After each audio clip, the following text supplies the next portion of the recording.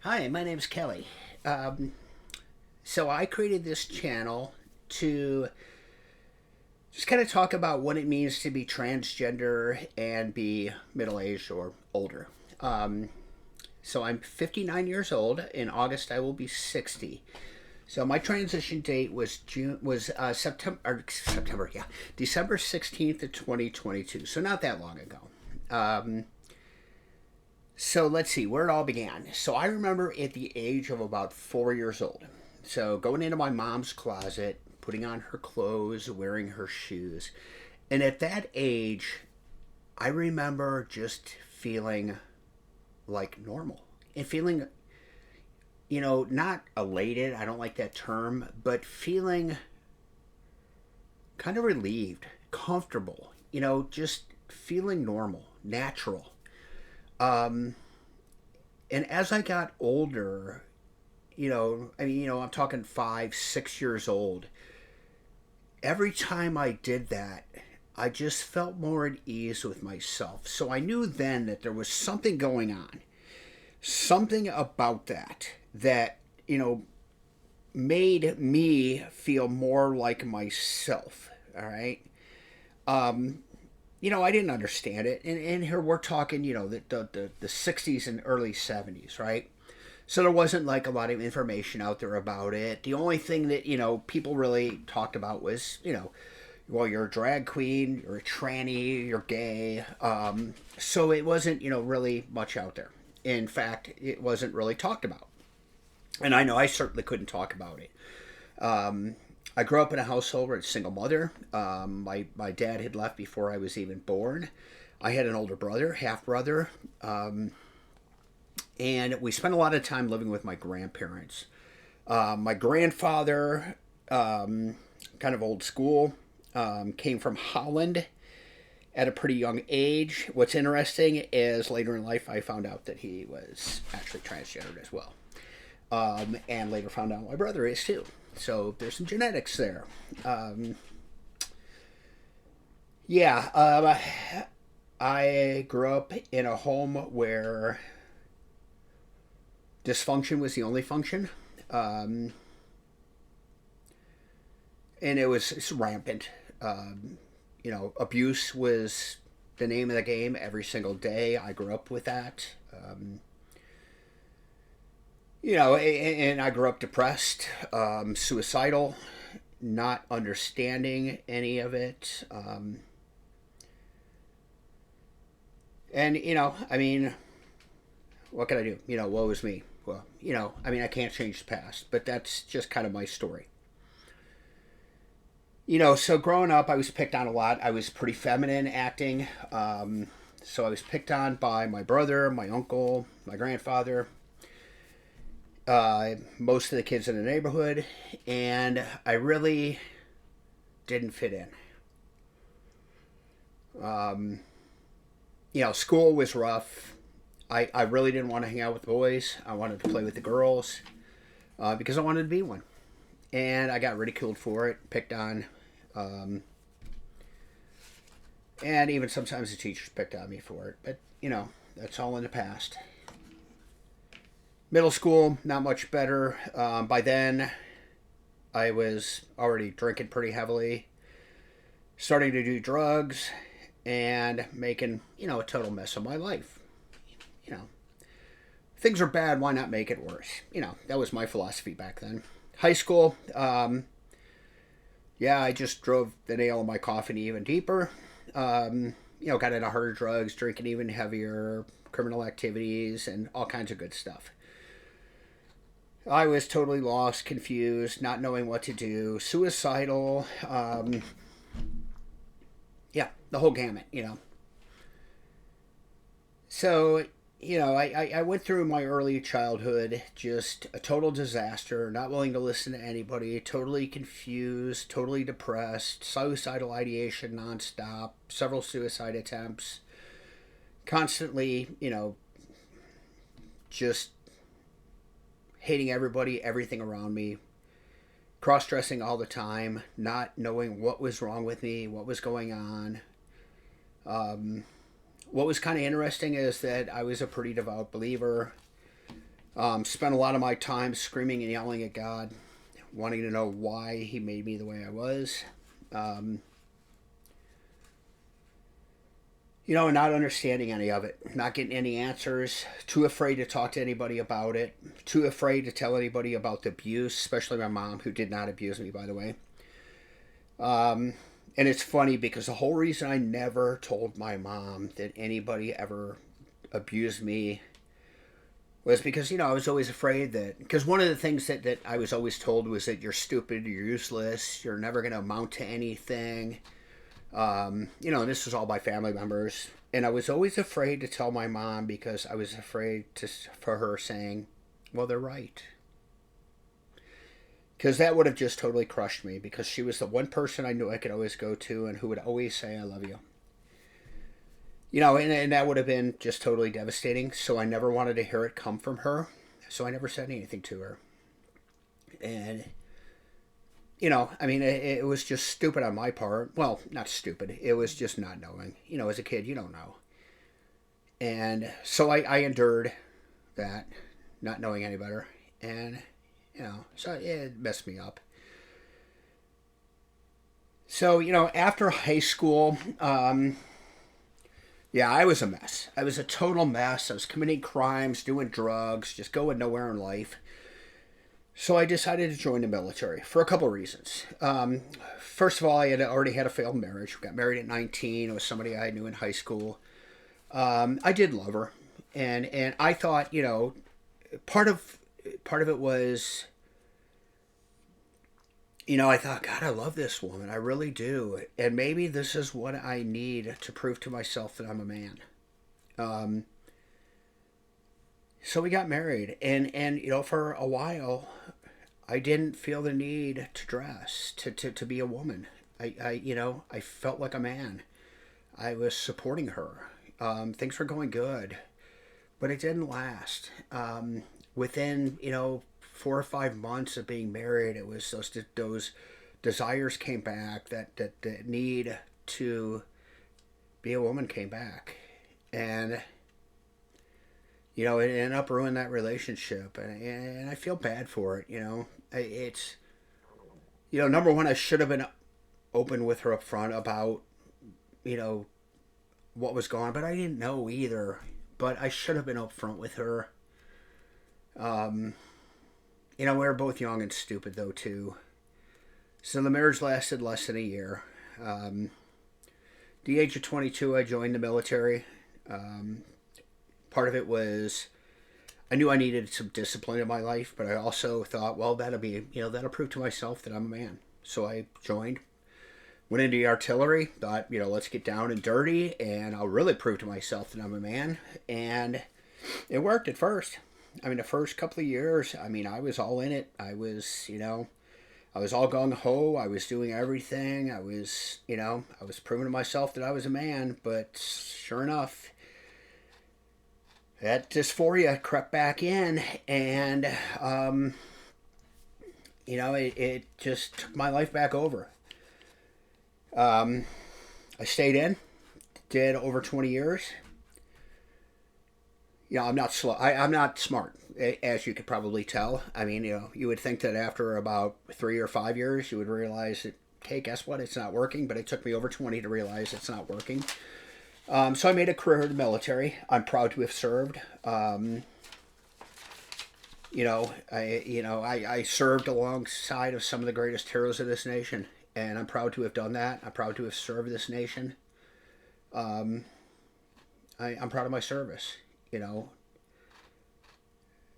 What I'm not proud of is the times that I stood in front of my formation receiving medals and accolades and awards for being this exemplary soldier, when behind the scenes I was hiding the fact that I was transgender.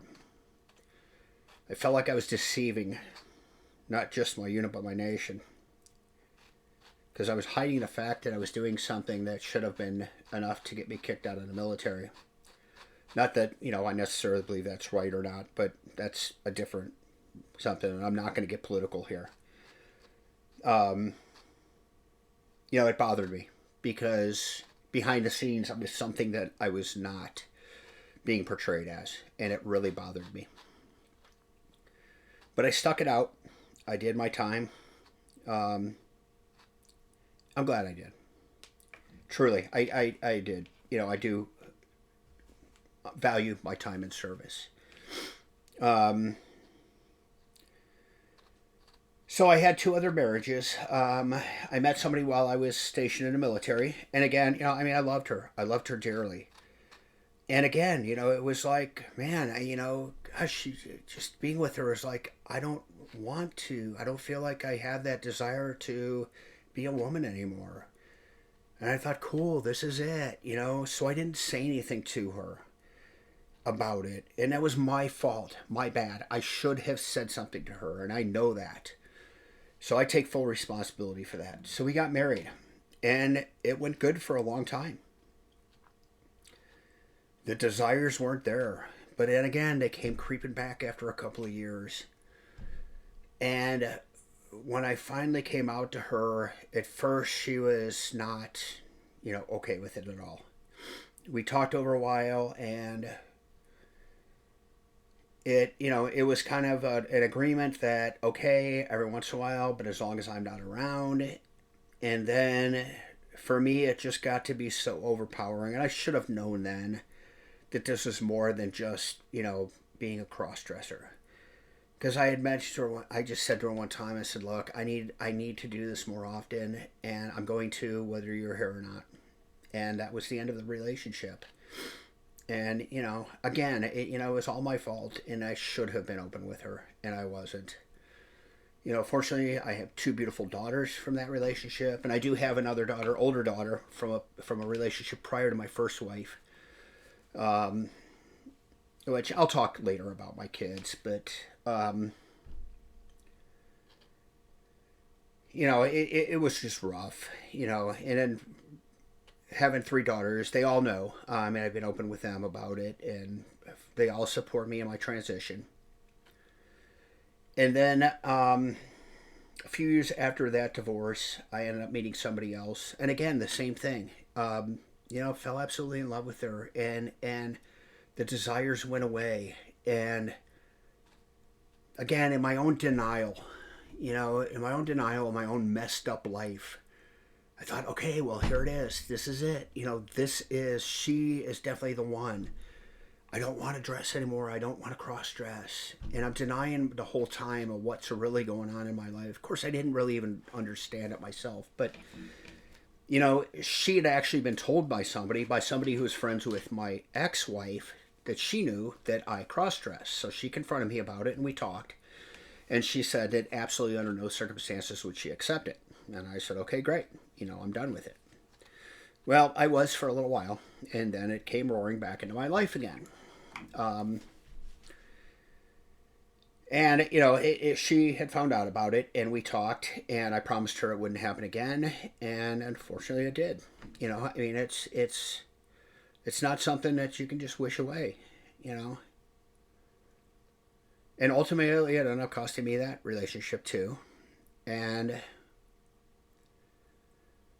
it's taken me a long time to forgive myself for it, and at least as best I can, because it was fully my fault. I take full responsibility for what happened to that relationship. I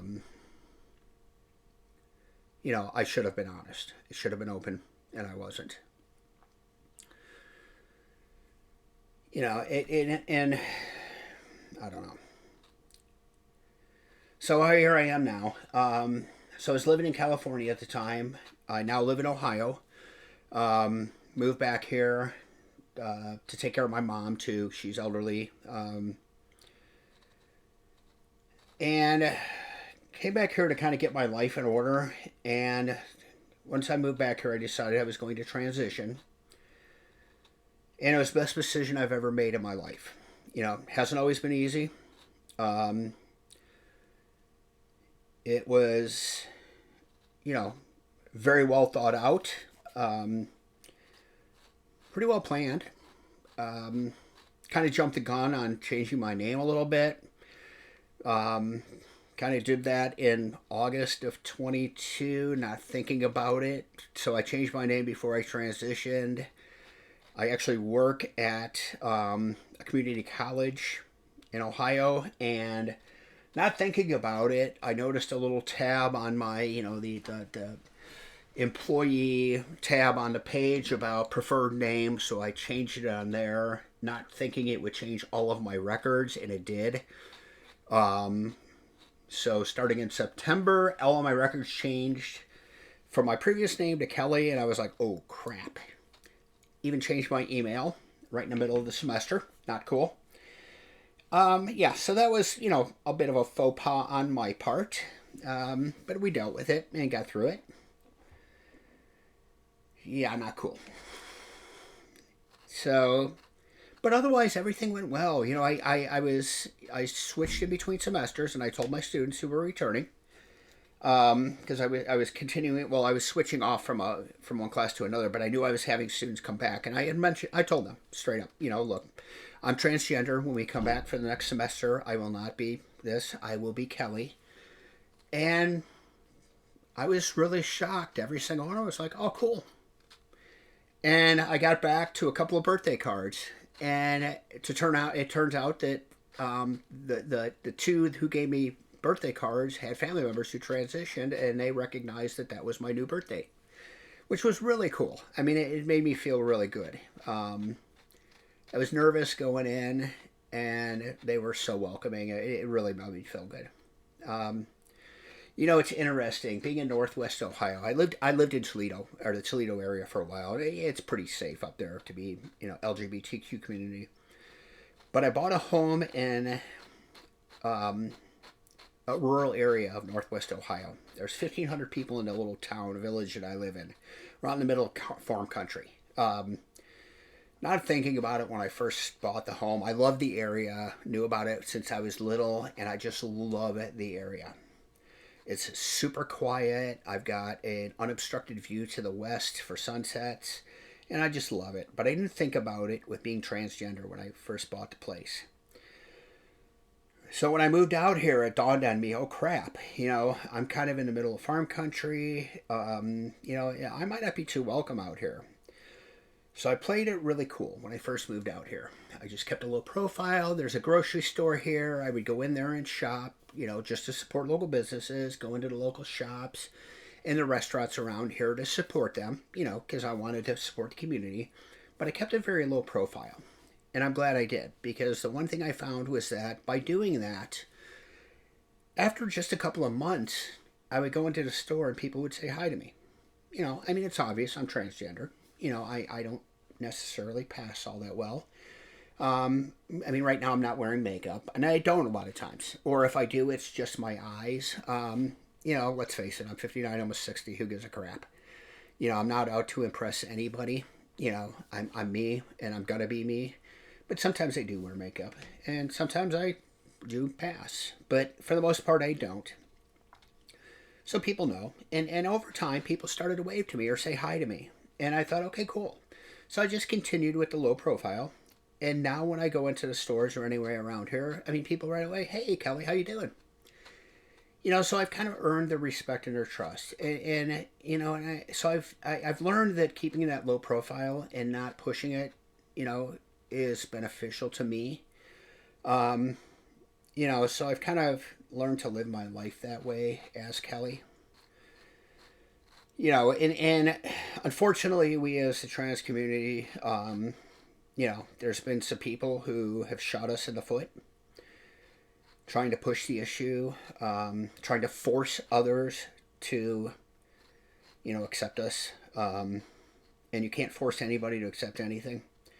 They're either going to or they're not.